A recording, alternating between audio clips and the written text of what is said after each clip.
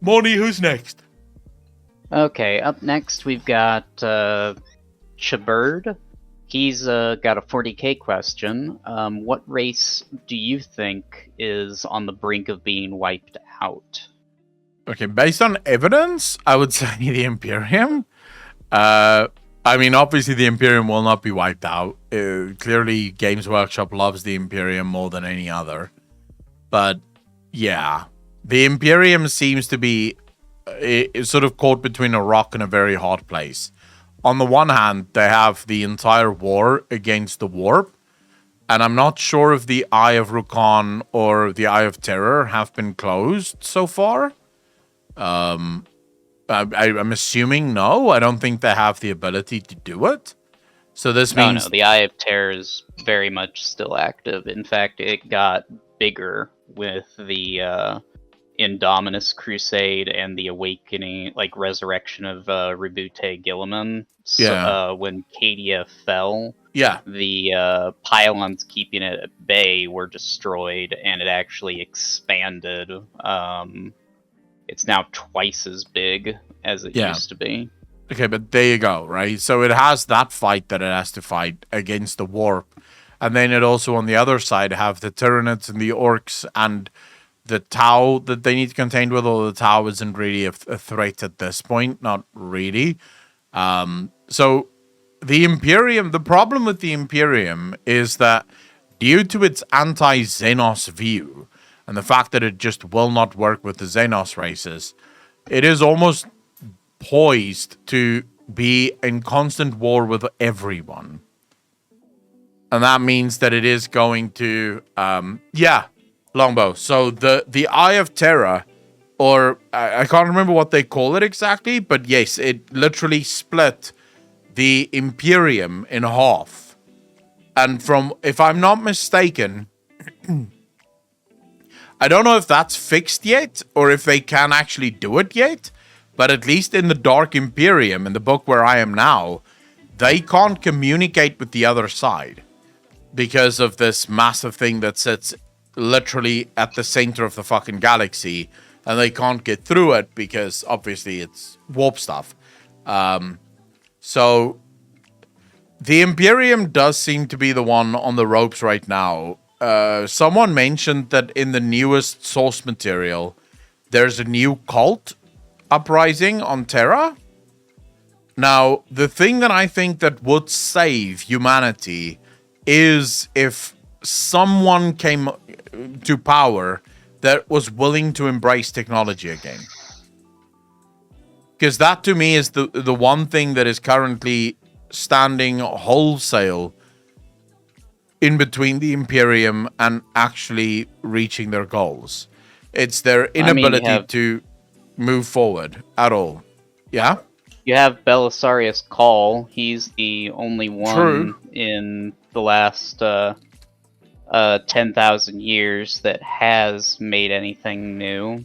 He's got the backing of Rebute Gilliman, so most of the Adeptus Mechanicus do not touch him. They're also honestly afraid of losing him. If they were to declare him as a heretic, they know that he would just go on doing what he's doing.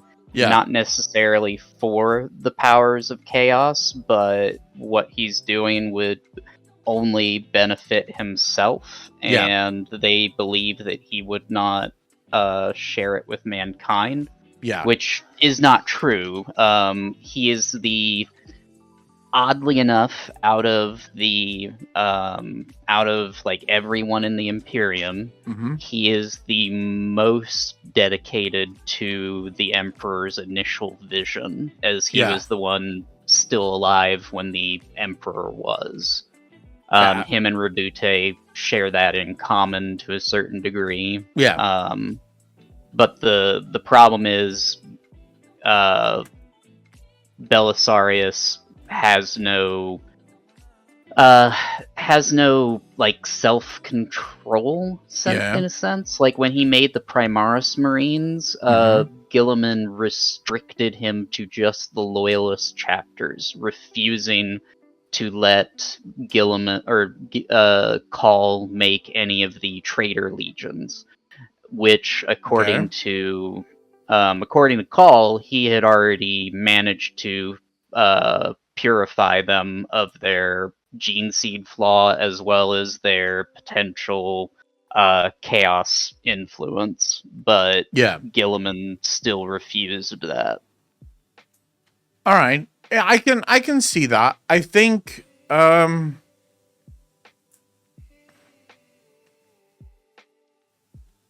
it's so it's not enough that you just have Belisarius Cawl, right? Doing the only innovation in the Imperium. And as long as the Imperium refuses any innovation that doesn't come from him, and even if it does come from him, it is treated with such suspicion that it rarely, if ever, gets used. The other problem that the Imperium has is it seems to be politics is very much standing in the way of the Imperium getting anywhere. Yep. Like it seems like there's, I mean, from a writing perspective, it's absolutely incredible, because from a writing perspective, it is almost inevitable that no matter how bad things get with humanity, politicians will still be the bane of everyone's existence. And it seems to be the same thing in the Warhammer 40K universe, where politicians still vie for their own power, still only want to do what's good for them. It's sort of like so in the Dark Imperium where I am now, Gilliman is sort of battling with this because a lot of the worlds that were under the protection of Gilliman, and he's the Ultramar worlds, their lords have completely gone rogue and is now only looking out for themselves. And a lot of those worlds have become completely corrupt, with those leaders doing basically whatever the fuck they want at the expense of the people that was placed in their charge. And it frustrates you, right? Even while reading it, I got so frustrated reading what these bastards are doing in those worlds, because you have a threat.